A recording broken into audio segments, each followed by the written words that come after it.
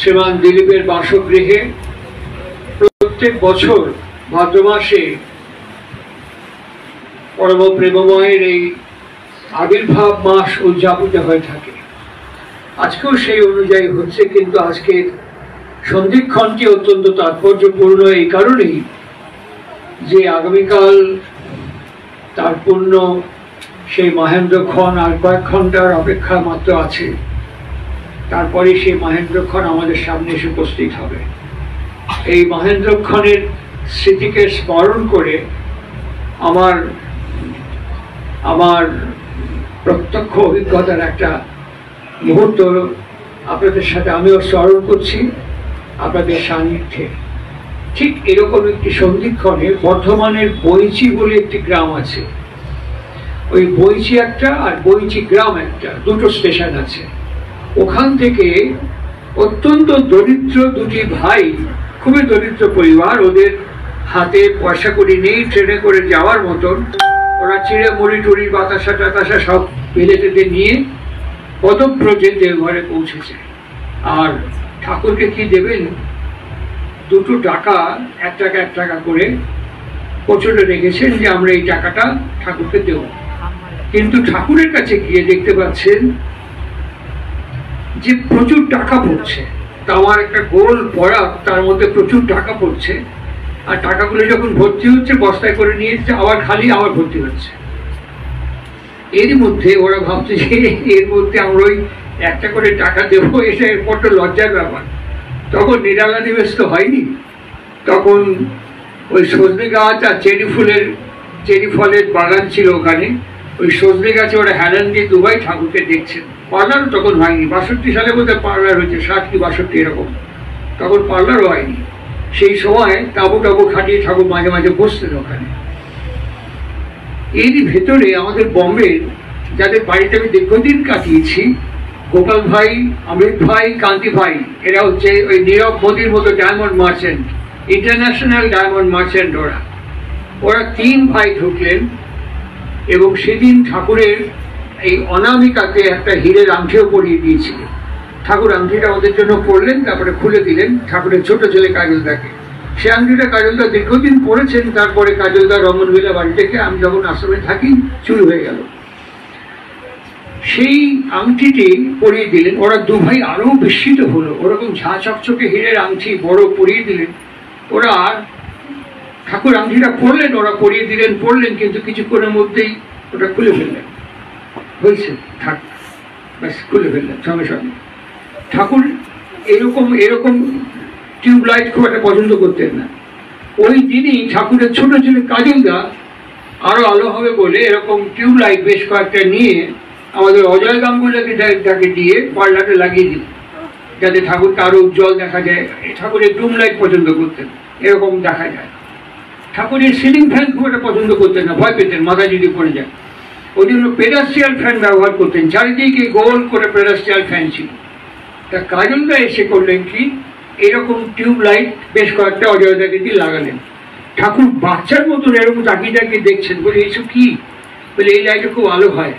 লাগানো হয়ে গেল, আলো জ্বললো। এই 3-4 মিনিট পার হয়েছে। ঠাকুর খুব ভালো হয়েছে, এবার খুলে ফেলাম। তারপর একটা সিলিং ফ্যান নিয়ে এসে লাগালেন। লাগাবার পর ঠাকুর এটা কি? ভয় যে পেতেন পুরুষোত্তম, তিনি যে মানুষই তনু আশ্রয় করে মানুষের মতন ব্যবহার করতেন, এটা আমি তো প্রত্যক্ষ করেছি। আর সেই জন্য সেই মুহূর্তগুলো আজকের এই মহেন্দ্রক্ষণে বারবার উড়ন্ত মেঘের মতো এসে হাজির হচ্ছে। আর সেইটা কিছুক্ষণ ঘোরার পরে বলেন খুব ভালো হয়েছে, বাপের জন্য এবার খুলে ফেলেন। যেমন ছিল ঠিক তেমন অবস্থাতেই তিনি আবার চলে গেলেন। এই ব্যক্তিত্বকে এতক্ষণ যেসব পর্যালোচনা হলো, পর্যবেক্ষণ হলো, এই ব্যক্তিত্বকে আজকে যে গান প্রথম থেকে পরিবেশিত হলো, একটা ট্রিলজি, একদম একটা ট্রিলজি হলো। আর শেষে কীর্তনটি যেন তার পূর্ণাঙ্গ সমাপন করলো। এত সুন্দর, কেউ কিন্তু ভেবে আসেনি আমরা এই গানগুলো করবো। তারা যারা গাইলেন তারাও কেউ জানেন না যে এই গানগুলো গাইবেন, আমরাও জানি না। কিন্তু যখন পরিবেশিত হলো তখন একটা ট্রিলজির মতো মনে হলো, যেন পরপর 3টে গান একটা বিষয়কেই ঘোষণা করছে। সেটা হচ্ছে কোনো নিয়মই আমাদের কাছে নিয়ম না, কোনো আচারই আমাদের কাছে আচার না। সেটা কখন? কোন সময়, কোন ক্ষেত্রে, কোন পরিস্থিতিতে। সেই জন্য ভক্ত সঙ্গ করা খুব প্রয়োজন, সহজিয়া ভক্তির পথ খুব প্রয়োজন। আমার মনে হয় সহজিয়া ভক্তি এবং ভক্ত সঙ্গ করাটা খুব প্রয়োজন। এই পর্যায়ে আমার যে মনে পড়ে, ঠাকুর তখন কাশীপুর উদ্যান বাটিতে পরমপুরুষ শ্রীরামকৃষ্ণ, মহেন্দ্র সরকার দেখাশোনা করছেন। তার ভাগ্নে হৃদয়রামকে গিরিশচন্দ্র এসে জিজ্ঞাসা করছেন, আজকে কেমন? বললেন, ডাক্তার কোনো আশা ভরসা কিছু দিলে না। এরই মধ্যে তিনি কাশতে কাশতে ওই চৌকির থেকে উঠেছেন। গিরিশচন্দ্রের সঙ্গে তার বাক্যালাপটা শুনলে বোঝা যায় বেদ বিধি ছাড়ি, এই যে গানটি প্রথম পরিবেশিত হলো, মোক্ষের মুখে ছাই গো, এই কথোপকথনটা শুনলে পরেই মনে হয় যে ভক্তি কেমন, আর ভক্তির কাছে ভগবান কেমন করে আজীবন বাধা হয়ে থাকেন। গিরিশচন্দ্র বলছেন, তোমাকে ডাক্তারের কাছে নিয়ে যাবো আজকে। বলছে, আর ডাক্তার দিয়ে কি হবে, আর ডাক্তারের দরকার নেই। তখন বলছে, যদি যেতে না চাও হাত ধরে টেনে ছেঁচড়ে তোমাকে টানতে টানতে ঘাড়ে করে নিয়ে যাও। সেদিন একটা শব্দ শ্রীরামকৃষ্ণের মুখে উচ্চারিত হয়েছিল, কি ভক্তি আমার গিরিশের, 5 শিখে 5 আনার ভক্তি। 16 আনারও বেশি বললেন, 5 শিখে 5 আনার ভক্তি। এই গিরিশচন্দ্রকে আমরা শ্রীরামকৃষ্ণ দর্শন পরিক্রমা করলে পরে কোথাও নাম ধ্যান, এই আমাদের ভাষায় যজন যাজন সদাচার কিচ্ছু পালন করতে দেখিনি, কিচ্ছু না। আর জীবন আমরা কোনো নিয়ম নিষ্ঠা ধারে কাছে দেখিনি। কিন্তু একটা জায়গায় দেখেছি তিনি ছাড়া আর কিছু নয়। ওরকম গালাগাল করতে কাউকে দেখিনি। গিরিশচন্দ্রের মতন শ্রী শ্রী রামকৃষ্ণকে ওরকম অশ্রাব্য ভাষায় গালাগাল করতে আর কোনো ব্যক্তিকে আমরা সেই পর্যায়ে দেখিনি। কিন্তু অন্তিম পর্যায়ে গিয়ে দেখলাম যে তার কাছেই তিনি বাধা পড়ে থাকলেন, সেই গিরিশচন্দ্রের কাছেই তিনি দেখা দিলেন, গিরিশচন্দ্রের কাছেই তিনি বাধা পড়লেন। এখানে মনে হয় ভক্তি, সহজিয়া ভক্তি একটা বড় আশ্রয়। আবার নিয়ম আচার নিষ্ঠার যে প্রয়োজন, সেটা স্বামী বিবেকানন্দের জীবনকে দেখলে পরে বোঝা যায়। তিনিও প্রথম জীবনে গালাগাল কম করেননি, অবিশ্বাসের আঘাত কম করেননি। তারপরে তিনি সমগ্র আত্মাচারকে আত্মীকৃত করেছিলেন। সমগ্র আত্মাচারকে তিনি এমন ভাবে আত্মীকৃত করেছিলেন যে তার অনুজ দুজন, একজন মহেন্দ্রনাথ, একজন ভূপেন্দ্রনাথ। এই ভূপেন্দ্রনাথ হচ্ছে কট্টর মার্ক্সবাদী। সেই সময় ভূপেন্দ্রনাথ হচ্ছেন, ডক্টরেট করেছেন ডক্টর ভূপেন্দ্রনাথ দত্ত, যিনি কট্টর মার্ক্সীয় দর্শনে বিশ্বাস করেন। সেই ডক্টর ভূপেন্দ্রনাথ তিনি সোজা রাশিয়ায় গিয়েছিলেন। রাশিয়ায় গিয়ে কমরেড স্ট্যালিনের সঙ্গে মুখোমুখি কথা বলেছিলেন। সেই ভূপেন্দ্রনাথ দত্ত একটা বই লিখেছেন, বিখ্যাত বই, বৈষ্ণব দর্শনে মার্ক্সীয়, বৈষ্ণব সাহিত্যের মার্ক্সীয় দর্শন। সেই ভূপেন্দ্রনাথ নিজে বই লিখছেন কার সম্পর্কে, তাই নিজের দাদা নরেন্দ্রনাথ বলে লেখেননি। বইটার নাম দিয়েছেন স্বামী বিবেকানন্দ, যিনি শ্রীরামকৃষ্ণকে বিশ্বাস করতেন না, যিনি ধর্ম বিশ্বাস করতেন না, যিনি ধর্ম মানতেন না, তিনি বইটার নাম দিয়েছেন স্বামী বিবেকানন্দ, নিজের দাদা সম্পর্কে লিখছেন। আর একটা বই আপনাদেরকে বলি, পারলে খুঁজে পড়ে নেবেন, অন্য চোখে বিবেকানন্দ। অন্য চোখে বিবেকানন্দ। বিবেকানন্দের এত বড় সমালোচক বা সমালোচনা আজ পর্যন্ত ভারতবর্ষে হয়নি। ওই বইটির মধ্যে আগা করা বিবেকানন্দকে আঘাত করা হয়েছে। খুব ভালো, খারাপ নেতিবাচক অর্থে নয়, কিন্তু আঘাত করেছে প্রচুর, বহু নেতিবাচক দিক বিশ্লেষণ করেছে। এই বইটাও একবার পড়ে নেওয়া প্রয়োজন। তার ভাই এসব কিছুকে ছাপিয়ে গিয়ে বিবেকানন্দ সম্পর্কে লিখছেন স্বামী বিবেকানন্দ। একটা মুহূর্ত বলি, আমি একটা খণ্ড মুহূর্ত বলি। সেখানে তিনি বলছেন যে বিবেকানন্দ বিদেশ বিজয় করে আসবার পর আদিবাসী মহল তাকে সম্বর্ধনা জানাবার জন্য নিমন্ত্রণ করলেন, এবং এই আদিবাসী মহলে যখন তিনি সম্বর্ধনা গ্রহণ করছেন, সেই সময় প্রারম্ভ মানে তার শেষ ভাষণের পর্বে তিনি বলছেন, আমাদের দেশে কিছু অভাব নেই, কোনো অভাব নেই, আমাদের দেশে কোনো কিছুর অভাব নেই, কিন্তু তবুও আমাদের দেশে ভালো সন্তান জন্মগ্রহণ করছে না কেন? এমনি এমনি আকাশ থেকে ঠাকুর বিবাহ, বর্ণাশ্রম, প্রজনন এগুলো এমনি এমনি আনেননি। এমনি এমনি এই গানগুলো যে পরপর হয়ে গেল, ট্রিলজি বললাম, এমনি এমনি গানগুলো হয়নি। কেন তিনি এগুলো আনলেন? বিবেকানন্দ উচ্চারণ করছেন, আমাদের দেশে ভালো সন্তান আসছে না কেন? এই প্রশ্নটি তিনি রেখেছিলেন, সমাধানটা দিয়ে যাননি। তাই বোধহয় শ্রী রামকৃষ্ণ বলেছিলেন, পার্শ্বদের এবার সব জ্ঞান দিয়ে গেলাম না। তাই বোধহয় তিনি উচ্চারণ করেছিলেন, পার্শ্বদের এবার সব জ্ঞান দিয়ে গেলাম না। এই উচ্চারণটা বিবেকানন্দর কথাটা, স্বামী বিবেকানন্দের এই উক্তিটি তার ভাই মার্কসিস্ট ভবেন্দ্রনাথ দত্ত লিখলেন। আরেকটি কথা লিখেছেন, সে সময় আমরা কমিউনিস্ট ছিলাম, আমরা মনে করতাম বিদেশ থেকে শাসকরা যারা এসছে তারা সরে গেলেই আমরা স্বাধীন এবং স্বরাজ পেয়ে যাব। গরিব মানুষদের বঞ্চিত করে রেখেছে ধনী মানুষ, বুর্জোয়া মানুষরা। এই বুর্জোয়া মানুষদের তাড়িয়ে খতম করতে পারলেই, ধনী মানুষরা সরে গেলেই গরিব মানুষরা আবার সবকিছু ফিরে পাবে। আমাদের নেতারা আমাদের বোঝাতেন, আমি একদম কোট আনকোট বইটার নাম বলে আমি বলছি, খুলে দেখে নেবেন। আমাদের নেতারা আমাদেরকে বোঝাতেন এবং সেই মোতাবেক আমি নির্দিষ্ট হলাম যে নদিয়ায় যাওয়ার জন্য। নদিয়াতে গেলাম। নদিয়াতে গিয়ে একজন কৃষক, একটা শ্রমজীবী কৃষককে জিজ্ঞেস করলাম, তুমি জানো যে তোমাদের শোষণ করছে, তোমাদের সমস্ত কিছু নিয়ে নিয়েছে, তোমরা আজকে এই জন্য গরিব, তোমাদেরকে ব্রিটিশ শোষণ করছে, ইংরেজরা শোষণ করছে, জমিদাররা সামন্তরা শোষণ করছে, জানো? সে আমার দিকে ভ্যালভাই করে তাকিয়ে থাকলো, যেন নতুন কিছু শুনছে। সে কিছুক্ষণ শোনার পর আমাকে উত্তর দিল, জানেন? আমাকে বললো, আমার একটু মাঠে কাজ আছে, যাই। সে আমার কথাটি নিলে না, ঠিক এই ভাষাটা, সে আমার কথাটি বুঝলে না এবং নিলেও না। সেই দিন আমি দাঁড়িয়ে ফিরে এলুম। ফিরে আসার পর আমার নেতাদেরকে জিজ্ঞাসা করলো, বেশ, আপনাদের কথা মতো দেশ স্বাধীন হলো, গরিবরা তাদের ধন দৌলত সব কেড়ে নিয়ে সাধারণ মানুষের হাতে বাটোয়ারা করে দেওয়া হলো, তারপরের প্রোগ্রাম কি হবে? বিবেকানন্দের ভাই স্বামী বিবেকানন্দের তার শেষ চ্যাপ্টারে লিখছেন, সেদিন আমার সামনের নেতারা কোনো উত্তর দিতে পারেননি। ঠিক একই কথা বিশ্বকবি রবীন্দ্রনাথ ঠাকুর বলছেন। উনি পাবনার শাহজাদপুরে তার বিরাট জমিদার বাড়ি, শাহজাদপুরে, পাবনার শাহজাদপুরে তিনি বজরা নিয়ে মহাল তদারকি করতে বেরিয়েছেন। দেখছেন গরিব মানুষ চারদিকে। তখন তিনি ওদেরকে ডেকে একটা সভা করলেন, ওই গরিব চাষিদেরকে নিয়ে তিনি সভা করে তিনি বললেন, আমার এই জমিদারি জায়গাগুলো তোমাদের প্লটে প্লটে ভাগ করে দিয়ে দিল, নিজেরা চাষ করো, দাদন নিও না, মহাজনের কাছে যেও না, নিজেরা চাষ করো। সামনের বার যখন আসবো তখন দেখবো তোমাদের ধানে পূর্ণ হয়ে উঠেছে তোমাদের গোলা। পরের বার যখন মহাল তদারকিতে গেলাম, গিয়ে দেখলুম, পরিষ্কার ভাষা, গিয়ে দেখলুম সেই জমি মহাজনের হাতে গিয়ে পড়েছে। ঠিক তখনই বুঝলুম, রিক্তদের হাতে ক্ষমতা দিলে রিক্তরা রাখতে পারে না যতক্ষণ না ভেতর থেকে তাদের যোগ্য করে তোলা হয়। এই যে অজয় কিছুক্ষণ আগে বলছিল সস্তানির কথা, আমাদের সৎসঙ্গের অত্যন্ত প্রবধপ্রতিম ব্যক্তিত্ব শীর্ষেন্দু মুখার্জি ঋত্বিক এবং সম্পর্কে আমাদের জ্যাঠামশাই হন শৈলেন্দ্রনাথ ভট্টাচার্য, আমার বাবার মাস্তুত দাদা। তিনি ঠাকুরকে এই দেওঘরের মাটিতে একদম আঙুল তুলে সরাসরি প্রশ্ন করছেন।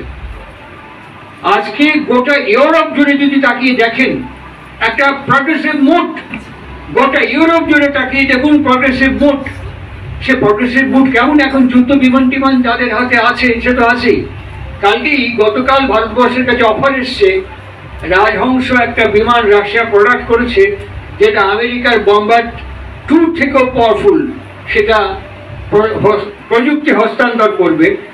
২,৫০০ কোটি টাকা দাম একটা যুদ্ধ বিমানের, বম্বার্ড যুদ্ধ বিমানের দাম ২,৫০০ কোটি টাকা। ডে আফটার ডে প্রগ্রেস করছে, সমস্ত টুলস পাল্টে যাচ্ছে, সমস্ত টুলস পাল্টে যাচ্ছে। ইন্ডিয়া ক্রমান্বয়ে গবেষণা এগিয়ে নিয়ে যাচ্ছে। এখন হোল আকাশটার মানুষ যুদ্ধ করে না, এই পদাতিক বাহিনী যুদ্ধ কমে গেছে। এখন সমস্ত কিছু কম্পিউটারাইজ হয়ে গেছে, ডিজিটাল সিস্টেমে যুদ্ধ চলে গেছে। শৈলেন ভট্টাচার্য সেই কথাটাই জিজ্ঞেস করছে, হোল ইউরোপ আজ প্রগ্রেসিভ মুডের দিকে যাচ্ছে। আর আপনি এখানে খাটের ওপরে বসে সেই পাবনা টু দেওঘর একই কথা বলে যাচ্ছেন। ইন্ডাস্ট্রি আজকে কোথায় পৌঁছে গেছে? ইন্ডাস্ট্রি আজকে কোথায় পৌঁছে গেছে? আজকে এগ্রিকালচার কোথায় পৌঁছে গেছে? আজকে ইন্ডাস্ট্রি এবং এগ্রিকালচার বাদ দিয়ে আপনি ইউরোপ যেখানে এগিয়ে যাচ্ছে, আপনি আমাদের সেখানে যজন যাজন স্থবিতি সস্তানি সদাচারের কথা বলছেন। এগুলো কি? ইন্ডাস্ট্রি কথাটা আপনাকে শুনি না। ঠাকুর কিছুক্ষণ চুপ করে শৈলেন ভট্টাচার্যের কথা শুনলেন। কানে হাত দিয়ে বললেন কি করলি? বলে ইন্ডাস্ট্রি। ওই এর মানে কি? ওর মানে কি? শিল্প। ঠাকুর এতে খুশি হতেন না। আমি একজনকে দেখে যেতে খুশি হতেন না। তিনি সঙ্গে সঙ্গে উইলিয়ামস মনিয়ারের ডিকশনারি দেখলেন, তার মধ্যে লেখা আছে ইন্ডাস্ট্রি কথাটা রুট কি। যেমন আমার রুট গোবর মজুমদার, আপনাদের একটা রুট আছে, প্রত্যেকেরই বাবা আর মা আছে রুট, প্রত্যেকটি শব্দের একটা রুট আছে। ইন্ডাস্ট্রির রুটটা কি? প্রত্যেকে ইন্ডাস্ট্রি কথাটা উৎপন্ন হয়েছে। রেবতী মোহন বিশ্বাস ডিকশনারি খুলে বলছেন স্ট্রুয়ার, ইন্ডাস্ট্রিটা ল্যাটিন শব্দ, রুটটা ল্যাটিন শব্দ, পিওর ইংরেজি না, ল্যাটিন শব্দ। রুট হচ্ছে স্ট্রুয়ার, ইন্ডাস্ট্রি কামস ফ্রম স্ট্রুয়ার। ঠাকুর বলছেন ওয়ের মানে কি? বলছেন to build up from within, ভেতর থেকে বেড়ে ওঠো। ঠাকুর তখন আমি তো সারা তাই করে যাচ্ছি, আমি তো সারা যজন যাজন ইষ্টবিধি সস্তায়নী সদাচার সেই একই কথা কয়ে যাচ্ছে, ভেতর থেকে বেড়ে ওঠো। কি বেড়ে উঠবো? দেহটাকে মন্দিরের মধ্যে যত্ন করো। তারপরে শৈলেন্দ্রকে বলছেন চাষ করবে কিনা? মানুষ। ইন্ডাস্ট্রি করবে কিনা? মানুষ। ইন্ডাস্ট্রি কনজিউম করবে কে? মানুষ। সে মানুষ যদি ভেতর থেকে বেড়ে না ওঠে, ইন্ডাস্ট্রি ইভলভ করবে কি করে? ইকোনমিক ইমানসিপেশন আমাদের আসবে কেমন করে? অর্থনৈতিক স্বাধীনতা আমরা ভোগ করবো কি করে? সেদিন শৈলেন ভট্টাচার্য সহ অনেক ইন্টেলেকচুয়াল জায়েন্ট ঠাকুরের মুখের দিকে হাঁ করে তাকিয়েছিলেন। ঠাকুর আমাদেরকে হিমায়তপুর থেকে দেওঘর পর্যন্ত বলেছেন প্রত্যেকে কিছু কিছু করে জমি কিনে রাখো, প্রত্যেকে কিছু কিছু করে জমি কিনে রাখো এবং জমিতে চাষ করো। যার বাড়ির সাথে 1 হাত জমি আছে ওটাকেও অনাবাদি করে রেখো না, যে কোনো ভাবেই হোক ওটাকে চাষযোগ্য করে তোলো। কেন? তিনি বলছেন যে আমাদের ওই যে গানটা গাইলো, 3টে গানের যে পর্যালোচনা, তার মধ্যে কোথায় ঘর, সমস্ত কিছু যদি আমরা এরকম ভেবে দেখি, এই মাটির সাথে যে গাছের সম্পর্ক, এই ফেলো ফিলিংনেসটা মানুষের মধ্যে জানবে কি করে? রামকৃষ্ণ মিশনের প্রেসিডেন্ট ছিলেন স্বামী ভূতেশানন্দজি মহারাজ। ওনাকে শিশু মঙ্গলে দেখতেন ডক্টর অজিত মাইতি। প্রত্যেক দিন জিজ্ঞেস করেন মহারাজ কেমন আছেন? উনি বলেন ভালো আছে। যেদিন দেহ ত্যাগ করবেন সেদিন সকালে জিজ্ঞাসা করছেন মহারাজ কেমন আছেন? উনি বলছেন যে ডাক্তার তোমাকে দিয়ে না আমার চিকিৎসা হবে না, তো একটা কাজ করো, আমাকে দেখার জন্য একটা ভেটেরিনারি ডাক্তার ডেকে নিয়ে এসো, পশু চিকিৎসক। তখন বলছি কেন? বলে কোনোদিন দেখেছো কোনো ভেটেরিনারি ডাক্তার গরুকে গিয়ে বলে গরু কেমন আছো, ছাগল কেমন আছো, মুরগি কেমন আছো, রোজ জিজ্ঞেস করে? তুমি এক কথা বলতে বারবার জিজ্ঞেস করো কেন বলো তো? মহারাজ কেমন আছেন এক কথা বারবার কেন জিজ্ঞেস করো? একটা ভেটেরিনারি ডাক্তার একটা পশুকে জিজ্ঞেস করে না, তুমি রোজ আমাকে এক কথা জিজ্ঞেস করো কেন? ডাক্তার আমি তোমাকে বলি আমি খুব ভালো আছি, শরীর কেমন সেটা বোঝার দায়িত্ব তোমার। আমি খুব ভালো আছি, এই যে আমি খুব ভালো আছি, এই আমির ফিলিংসটা বজায় কি করে, আমির ফিলিংসটা কি করে তৈরি হয়, কি করে বিল্ড আপ হয়? ঠাকুর তার উপকরণ দিয়ে বলছেন গাছের সঙ্গে মাটির বীজের সঙ্গে মাটির কি সম্পর্ক।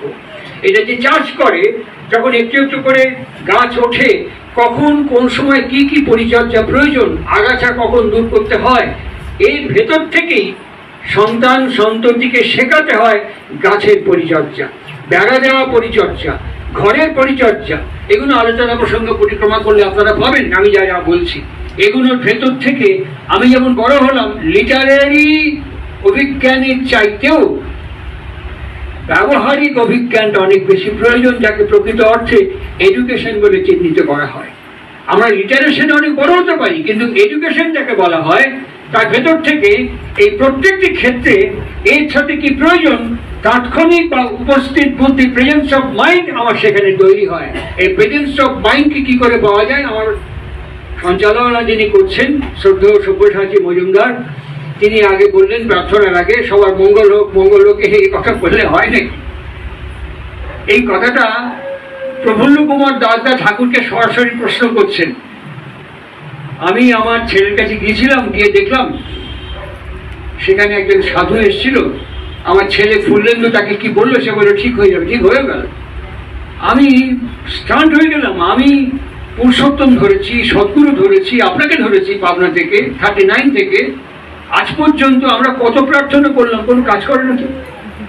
তা পুরুষোত্তম সাক্ষাৎ সাক্ষাৎ ভগবান, সাক্ষাৎ স্রষ্টার সান্নিধ্যে এসে আমরা যখন প্রার্থনা করি সেটা কাজ করে না কেন? অনেকক্ষণ কথা বলেছেন, এটা প্রিন্ট করা কথা, আমি বানিয়ে বলছি না। ঠাকুর একটা লাইনে উত্তর দিয়ে বললেন কি জানেন? বললেন তোদেরটা কনসেন্ট্রেটলি হয় না, একটা লাইন, তোদেরটা কনসেন্ট্রেটলি হয় না, আর যারা করেন তাদেরটা কনসেন্ট্রেটলি হয়, আমাদেরটা কনসেন্ট্রেটলি হয় না। এই যে কনসেন্ট্রেসিটির কথা বললেন, তখন সেবাদি ছিলেন, ঠাকুরকে উনি বরণ করেছিলেন। সেবাদি ঠাকুরকে জিজ্ঞেস করছেন এই কনসেন্ট্রেসিটি পাওয়া যায় কি করে? ঠাকুর বলেন কনসেন্ট্রেসিটির জন্য প্রথম কনসেন্ট্রিক হওয়া লাগে, আর কনসেন্ট্রিক হতে গেলে পরে কতগুলো ব্যবহার্য প্রয়োজনীয় নিত্য নৈমিত্তিক যে কাজগুলো আমাকে করতে হবে, লেখাপড়া থেকে আরম্ভ করে, ঘর ঝাড়তে আরম্ভ করে, বাসন মাজা আরম্ভ করে, বিশ্রামাদ আরম্ভ করে, ব্যবহার পরিচর্যা থেকে এই প্রত্যেকটা বিষয় প্রোগ্রামিং করতে হবে, প্ল্যানিং করতে হবে, এবং সেগুলো ডেলি আমার হাতে কলমে মক্ষ করতে হবে। এই জন্যই বলছেন জ্ঞানে গুণে মক্ষ, হাতে কর্মে মক্ষ করে জ্ঞানে গুণে হনা বলি। এই প্রত্যেক দিন এগুলোকে মক্ষ করতে হবে, হাতে কলমে করতে হবে। এই হাতে কলমে করার ভেতর থেকে মানুষ কনসেন্ট্রেট করার পথ খুঁজে পায়। আর তারপরেই, আর 2 মিনিট বাকি আছে আমার এখনো, আর তারপরেই এই কনসেন্ট্রেট হওয়ার সঙ্গে সঙ্গে মানুষের ভেতরে যেটা জেগে ওঠে সেটা হচ্ছে ইনকুইজিটিভনেস, অনুসন্ধিৎসা, ইনকুইজিটিভনেস। এই ইনকুইজিটিভনেস জেগে ওঠার সঙ্গে সঙ্গে যেটা জেগে ওঠে অ্যাজিলিটি, তীব্রতা, আর অ্যাজিলিটির সঙ্গে সঙ্গে গড়ে ওঠে অ্যাবিলিটি, যোগ্যতা। এই প্রত্যেকটা সিঁড়ি ভাগ করা আছে, এখানে যোগ্যতা, আর এই যোগ্যতার সঙ্গে সঙ্গে মানুষের ভেতরে যেটা গজায় প্রেজেন্স অফ মাইন্ড, উপস্থিত বুদ্ধি। উপ মানে কাছে, স্থিত মানে স্থান থেকে থাকা। আমি কার কাছে এখন কোন কন্ডিশনের মুখোমুখি আছি, কোন সিচুয়েশনের মুখোমুখি আছি, এখানে আমার কি করণীয়, এগুলো ঠাকুরের বিধান বিনায়ক বাণীর সঙ্গে সংশ্লিষ্ট হয়ে আছে, পড়ে দেখবেন। আর গোটা বিধান বিনায়ক বাণীটা মনুসংহিতার বঙ্গানুবাদ বলে আমার মনে হয়েছে। গোটা বিধান বিনায়ক বাণী আপনারা এক হাতে বিধান বিনায়ক বাণী রাখবেন, এক হাতে মনুসংহিতা রাখবেন, প্রত্যেকটা শ্লোকের সঙ্গে বাণীটা মিলিয়ে দেখবেন তার বঙ্গানুবাদ করেছেন। নতুন কথা ঠাকুর বলেছেন বলে আমার মনে হয়নি। আপনারা একদিকে রাখবেন বিবাহ বিধান, একদিকে রাখবেন মনুসংহিতা, দেখবেন প্রত্যেকটি বর্ণনা যেন বঙ্গানুবাদ করেছেন। অনুশ্রুতি বাণী গ্রন্থের সঙ্গে মিলিয়ে দেখবেন সব যেন বঙ্গানুবাদ করা আছে। বেদ, উপনিষদ এবং বিভিন্ন শাস্ত্র সংহিতার, ব্রহ্মসূত্র, পতঞ্জল, তা যেন বঙ্গানুবাদ করছেন ঠাকুর। আমি কম্পেয়ার করে আপনাদের কাছে কথাগুলো বলছি। এই সস্তায়নীটা ঠাকুরের নিজস্ব নয়। ইদং সস্তায়নং, মনুসংহিতার প্রথম শব্দ উচ্চারণ করা। তিনি নিজে বলছেন ওই ইদং সস্তায়নং শুনে আমি তাকে ইলাস্ট্রেট করে দিয়েছি, বর্তমান ব্যবহার উপযোগী করেছি। আর দীক্ষা তো 1939 সালে শুরু হলো। 1939 সালেই আমরা যে দীক্ষা গ্রহণ করি শুরু হলো 1939 সালে। পাঞ্জাব প্রবর্তন হলো 1939 সালে। দীক্ষা শুরু হয়েছিল 39 সালে। কি শুরু হলো 35 সালেরও আগে, 1917 সাল থেকে যেটা শুরু হয়েছিল সেটা হচ্ছে সস্তায়নী ব্রত। এই সস্তায়নী ছিল আগে, পরবর্তীকালে হলো দীক্ষা। এই সস্তায়নীর গুরুত্ব, অজয় বলছিল, সস্তায়নীর গুরুত্ব হচ্ছে অত্যন্ত তাৎপর্যপূর্ণ। শত অনুজ্ঞা যেটা উচ্চারণ করি সেটা ফিল করব সস্তায়নী ঠিক পরিপালন করার মধ্য দিয়ে। শত অনুজ্ঞা প্রথম মন্ত্রটা আমি অনুভব করতে পারার চেষ্টা করার প্রথম সিঁড়িতে পা দেব। আমরা এখন এই বর্তমান আন্দোলনের যুগে দাঁড়িয়ে যদি একবার ঝাঁকি দর্শন করি, মাইক্রোস্কোপিক অ্যানালাইসিস করি, শ্রীরামকৃষ্ণকে প্রতিষ্ঠিত হতে হয়েছে। শ্রীরামকৃষ্ণ অনুধ্যান বইটা পড়বেন, তখন অলরেডি কলকাতা শহরের বুকে শ্রীরামকৃষ্ণ প্রতিষ্ঠিত। তখন অলরেডি কলকাতায় তিনি শ্রীরামকৃষ্ণ হিসেবে প্রতিষ্ঠিত, দক্ষিণেশ্বরে অলরেডি প্রতিষ্ঠিত। কেননা হরনাথ শাস্ত্রী, কেশব সেন, ব্রাহ্ম সমাজের বিভিন্ন নেতা বৃন্দ, এমনকি বরেণ্য ব্যক্তিবর্গ বঙ্কিমচন্দ্র থেকে বিদ্যাসাগর, প্রত্যেকের সাথে তার সাক্ষাৎকার ঘটে গেছে। এর মধ্যে তখন সঙ্গ তৈরি হয়নি, তিনি প্রতিষ্ঠিত।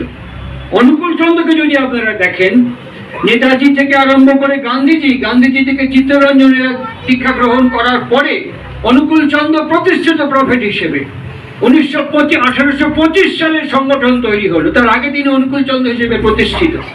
সংগঠন কোনো মহাপুরুষকে প্রতিষ্ঠা করেনি। শ্রীরামচন্দ্রকে কোনো সংগঠন প্রতিষ্ঠা করেননি, একটা লোক, হনুমান। সুতরাং চিরকাল ঠাকুর গুরুত্ব দিয়েছেন ব্যক্তি সাধনা, ব্যক্তি তপস্যা। তাই এই ভাদ্র মাসে প্রত্যেক বাড়িতে আমরা এই ব্যক্তি নির্মাণ যজ্ঞকে উৎপন্ন করার চেষ্টা করি। যজ্ঞ মানে সম্বর্ধনা। এই সম্বর্ধনা কেমন? এই যে নাম নিয়ে কথা হলো, আমার বাবা ঠাকুরকে একদিন বলছেন, আমি একটা জিনিস লক্ষ্য করলাম আপনার কাছে বসে, কি দিব্যি সবার খাটের উপরে বসে এই এটা এনে দিবে পারবি, এটা করে দিবে পারবি, ওটা করবি, দিব্যি হুকুম করতেছে, এটা মানুষে আপনি ঠাকুরকে ফটাফট ফটফট করে যাচ্ছে। একটু লক্ষ্য করতেছে, অবাক হচ্ছে, এত সবাইকে করছেন, আপনি তো নিজে কিছু করেন না, এক কাজ করেন না, আমাকে আপনি যদি ওখানে বসা দেন আমিও কই, সবাই করবেন, সিস্টেম তো এটা একটা সিস্টেম, আপনি সিস্টেমটা করেছেন, আমি খাটের উপর বসে চিন্তা করি। ঠাকুর খাট থেকে নেমে খপ করে বাবার হাতটা ধরেছে, ধরে বলছেন আয় বয় বয়, এখানে বসে তুই কর, এটা কর ওটা কর, এই প্যারি এই বঙ্কিম এটা কর, বল এখানে বসে। বাবা বলছেন যে হ্যাঁ আপনি আমার মারার কল খুলেছেন, আমি ওখানে বসে এই বঙ্কিম এই প্যারি করি, আর এই ডান্ডা দিয়ে আমার ডাঙস মারে, আমার মাথা ফাটাই দিই, কোমরে হাত দিয়ে বলছেন কোন সারা তোর মাথায় ডাঙস মারবি, হ্যাঁ শিব চক্রবর্তী ছাড় অনুকূল চক্রবর্তী এখানে দাঁড়ায় আছে, বয়। আমার বাবার সাহসে কুলায়নি, ওখানে বসা সাহসে কুলায়নি, তারপরে কোনো রকম হাত ছাড়িয়ে পালিয়ে গেছে। হঠাৎ আজকের মহেন্দ্রক্ষণ আমার শেষ পর্ব, আজকের মহেন্দ্রক্ষণ, আগামীকাল তিথি উৎসব, এরকম ভিড় ঠাকুরের কাছে রাত্রিবেলায় সাজানো হচ্ছে, এই ছত্রিগুলো ফুলের তোড়া দিয়ে দিয়ে সাজানো হচ্ছে, ঠাকুর শিশুর মতো তাকে দেখে দেখে দেখে দিকে এইসব কি হচ্ছে। তখন বলেন আগামীকাল আপনার আবির্ভাব তিথি, এই জন্য সাজানো হচ্ছে। চুপ করে থাকে। হঠাৎ একটি মাকে বললেন তুই খুব ভোর থাকতে থাকতে উঠতে পারিস? বললেন হ্যাঁ, কাল আসিস তো, খুব ভোরে খুব ভোরে। আর সেই ভোরবেলায় ঠাকুর আমার বাবাকে বলছেন তুই খুব ভোর থাকতে থাকতে উঠতে পারিস? বাবা বলেন বলেই আসবো, বলেই চলে আসবো, আসিস। আমার বাবা হাউজার ম্যানের বাড়ি থেকে 3:30-র সময় উঠে ঠাকুরের পার্লারের বাইরে দাঁড়িয়ে আছে। এই দরজা তো খোলেনি, দরজা খুলুক তাহলে ঢুকবো, আমাকে তো ডাকেননি। হঠাৎ ভেতর থেকে ডাক আসলো ভেতরে আয়, গিয়ে দেখে দেবী গড়গড় গড়গড় করে তামাক খাচ্ছে। বলছেন আপনার ওটা হয়ে গেছে? চুপ করে তামাক খাচ্ছে। তারপরেই বলেন আমি একটু বড় বড় ঘরে যাচ্ছি, তুলে খেয়াল রাখিস, লক্ষ্য রাখিস সব দিকে। চলে গেলেন বড়মান ঘরে। সকাল 7:05, শঙ্খধ্বনি উলুধ্বনি যা কিছু হলো, টাকা প্রণামী সব হলো। আমার বাবা এরকম করে ওখানে দাঁড়িয়ে দেখছে কাকে টাকা দিচ্ছে, কাকে প্রণাম করছে, এই খাটটা তো খালি, কাকে প্রণাম করছে, কাকে লোকে টাকা দিচ্ছে, কার কাছে প্রেয়ার করছে, খাটটা তো খালি। এই যখন মনে হচ্ছে তখন ঠাকুর আস্তে আস্তে হাঁটতে হাঁটতে ঘরে ঢুকে খাটে বসছে। কানে কানে বলছেন খাটে বসবো নাকি? বাবা আগে না বুঝতে পারছে, তখন বলে মানুষের মতো মানুষ হলে না খাটে বসা লাগে না, পাছার তলে খাট এসে জুটে যায়, বুঝেছ? মানুষের মতো মানুষ হলে খাটে আর বসা লাগে না, পাছার তলে খাট জুটে যায়। ঠাকুরকে তখন আমার বাবা বলছেন হাত জোর করে আপনার একটা কথা বুঝতে পারে এত বছর সময় লেগে গেল, এত যে কথা বলেন এসব বুঝবো কবে আর করবো কবে, কবে বুঝবো আর কবে করবো? তার চেয়ে ভালো হতো না আপনি সব ফট করে ঠিক করে দিতেন, আমরা ফট করে করে ফেলতাম, আপনিও খুশি হতেন আমরা খুশি হতাম, ব্যাস ঝামেলা শেষ। ঠাকুর তখন বললেন তিনি তা চান না, তিনি চান ওই পাকা পাঁকের থেকে, পাঁকের মধ্যে জন্মে পাঁক থেকে পদ্মতে পরিণত যে হয়, এই জার্নিটাকে তিনি জীবন্ত যাজন বলে চিহ্নিত করেছেন। মানুষ তাকে দেখে, বোঝে এবং তাকে স্বীকার করে অনুসরণ করতে চেষ্টা করে। আজকে এই ভাদ্র মাস, এই ভাদ্র মাসের মহেন্দ্রক্ষণ আমাদের সামনে, আমাদের এই প্রয়াস প্রচেষ্টা দিনে প্রত্যেক বছর করে আপনারাও প্রত্যেকেই অংশগ্রহণ করেন। আজকের এই শুভ সন্ধ্যায় রাতে প্রত্যেকের জন্য সামগ্রিক কৃষ্ণময় জীবনের প্রার্থনা আমার গুরুদেবের শ্রীপাদপদ্মে নিবেদন করে দূরভাষ সঞ্চালকের হাতে ফিরিয়ে দিচ্ছি। ভালো থাকবেন সবাই। জয় গুরু, বন্দে পুরুষোত্তম।